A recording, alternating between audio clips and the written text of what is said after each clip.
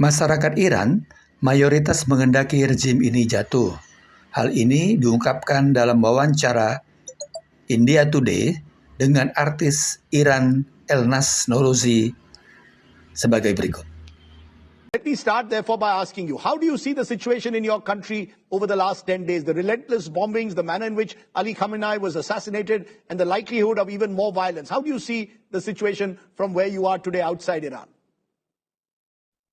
Hi, so thank you for having me, and thank you for finding it important to see the point of view of an Iranian.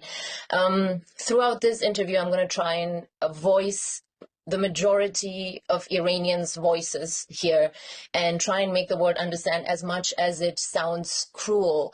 The Iranian people have been asking for help for many, many years now. You know, it's been 47 years that this regime has been in power.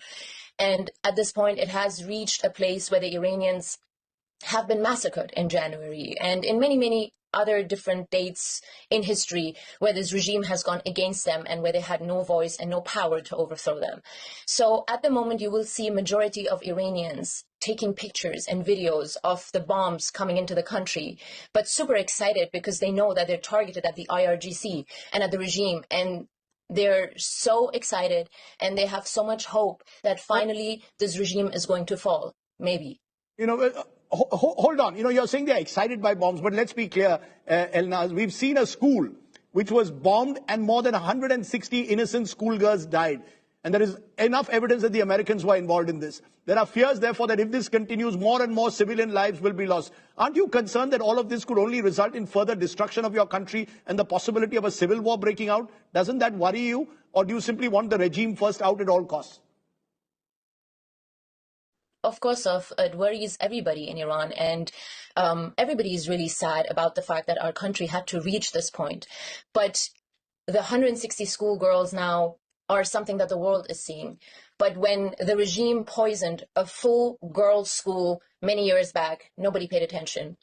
When the regime killed more than 40,000 people in January on the 8th and 9th and then turned off the internet for the whole world so that nobody can talk about it, nobody paid attention to that. When the regime has been executing, we have the highest rate of executions in Iran. So many people, so many women, so many men, nobody pays attention to that. We Iranians know that there will be a lot of casualties, but we also know that there are casualties every day. There are more people dying when there is no war than when there is war.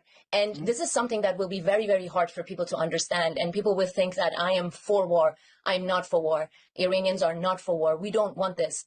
But we have no other way to remove this regime that has been killing its own people. But